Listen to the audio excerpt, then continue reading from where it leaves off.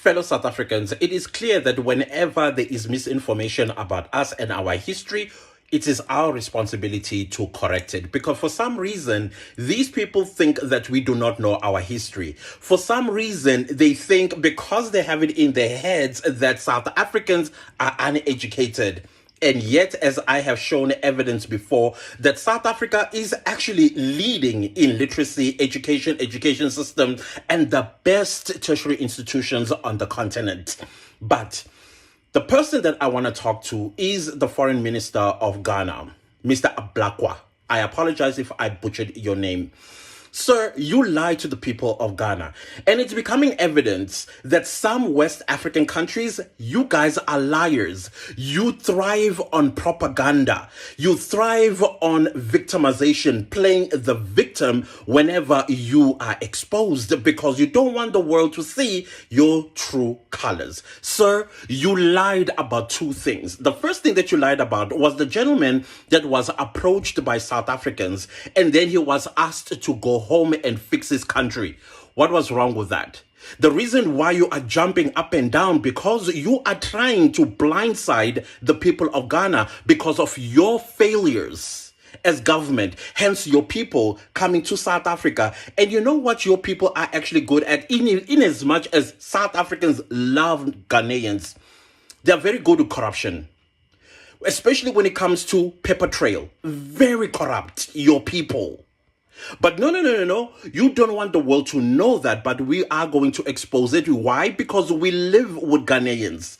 Ghanaians are quiet. They represent Ghana very, very well. There are those that are naughty, but they are a drop in the ocean because the majority of Ghanaians in South Africa, they run businesses, honest businesses. They don't sell white powder. They don't swear or disrespect South Africans and things of that nature. However, you do have those like that gentleman that was approached by South Africans and you did see his papers. And now you're lying to the people of Ghana by saying, oh no, he was legally in South Africa. No, sir.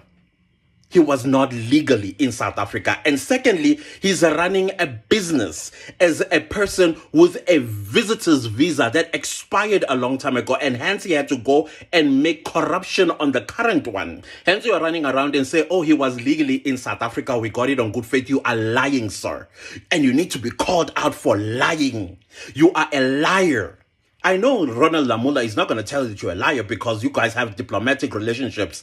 I am an ordinary South African and I'm going to tell you straight on your face, sir, you are a liar. The second thing, before we move to the second lie that you told, in South Africa, to run a business, you need to follow our immigration laws. And yet, this very same so-called legally in South Africa, he's running illegal business in South Africa without following our immigration laws.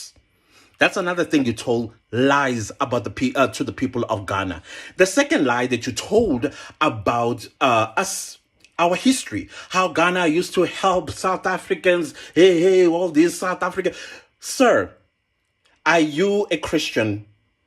I don't think you are, sir. Even if you do climb on mountaintop and say, I'm a Christian, you're not. You are a liar. You are the worshiper of the devil, the liar.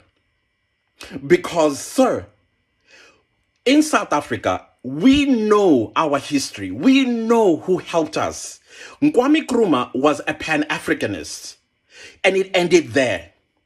You helping us during the days of apartheid, show us evidence.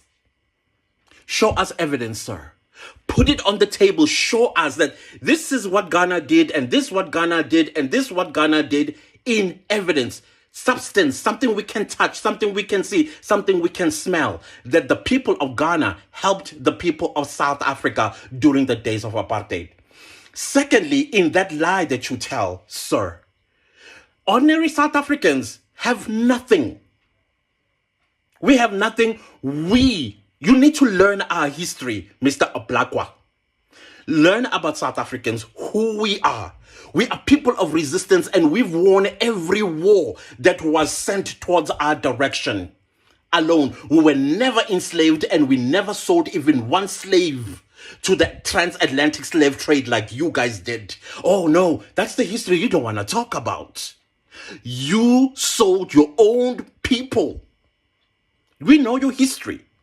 Because in South Africa, our schools, we do three types of history: South African history, African history, as well as global history. And we learned about the transatlantic slave trade. The reason why you have those dungeons there in Ghana is because your forefathers provided land for the transatlantic slave traders. You guys went into the villages and brought your people to be sold. Yeah, evidence is in Ghana. See, I'm providing evidence.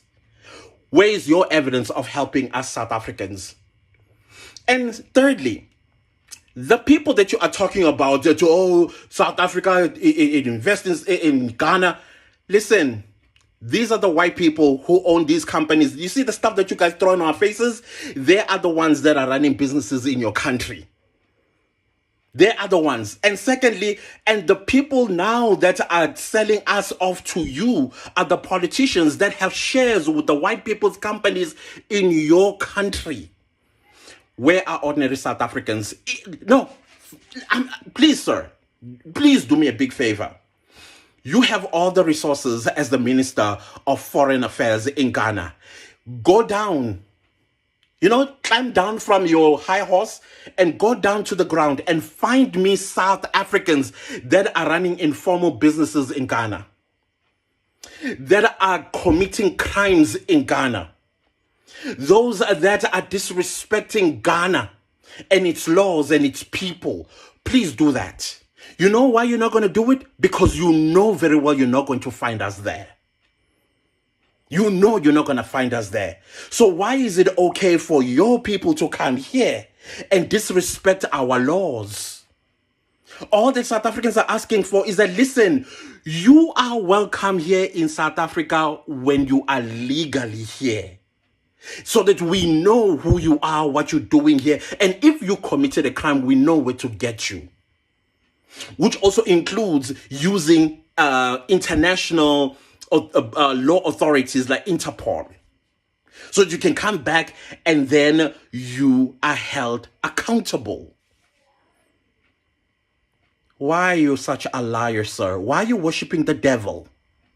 Why are you making the devil happy, Mr. Oblakwa? You are a liar. A liar, sir. And the third thing that I want to also highlight here is your hypocrisy. You right now are dealing with Nigerians in Ghana. The people of Ghana are on the streets demanding for Nigerians to be returned home, to go home and fix their country. Why is it okay for Ghana to do that, but it's not okay for us to do that? Do you see, sir, that you are the devil worshipper? Yeah, we know. Devil worshippers come in all sorts of sizes. They come wearing suits, and politicians as well. You ought to be ashamed of yourself. We South Africans know our history. You guys need to get it through your thick skulls. We know our history. And on top of that, we know your history as well. You sold human beings to be enslaved in another land by different kind of people. That's evil. But we're not bringing that to your attention. We don't disrespect you with your history. We've been quiet, but you'll find it very easy to come and climb on top of our head and unzip your pants and pee on top of our head. We're not going to allow that. This is our country. We don't give a rat's tail what agreements you had with Ronald Lamola. We are not owned by Ronald Lamola.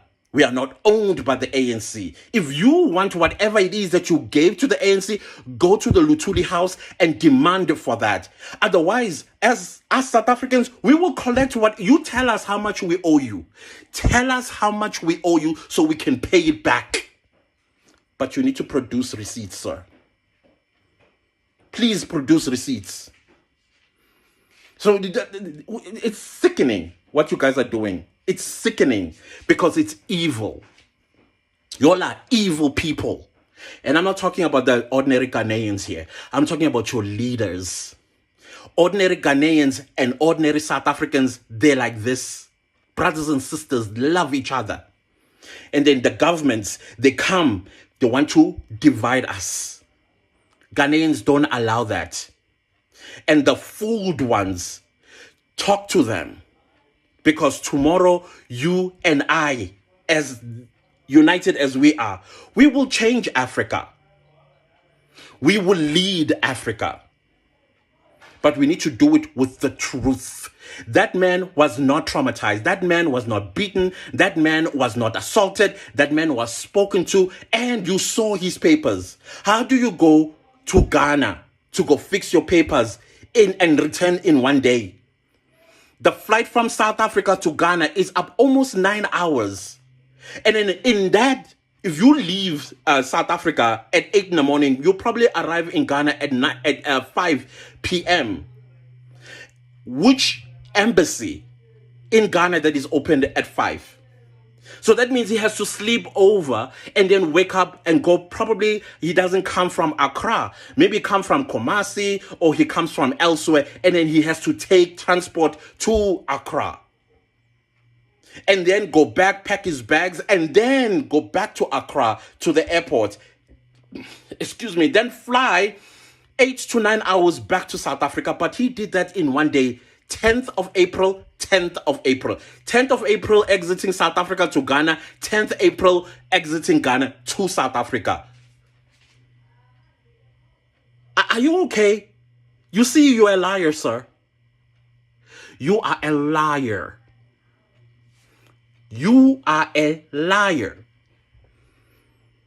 I hope you will find it in your heart to look yourself in the mirror, kneel down and beg for forgiveness from God. Come back to your people and tell them the truth. And we're waiting for those receipts. While you are busy collecting the receipts, take a trip to the dungeons and see what your forefathers did to your own people.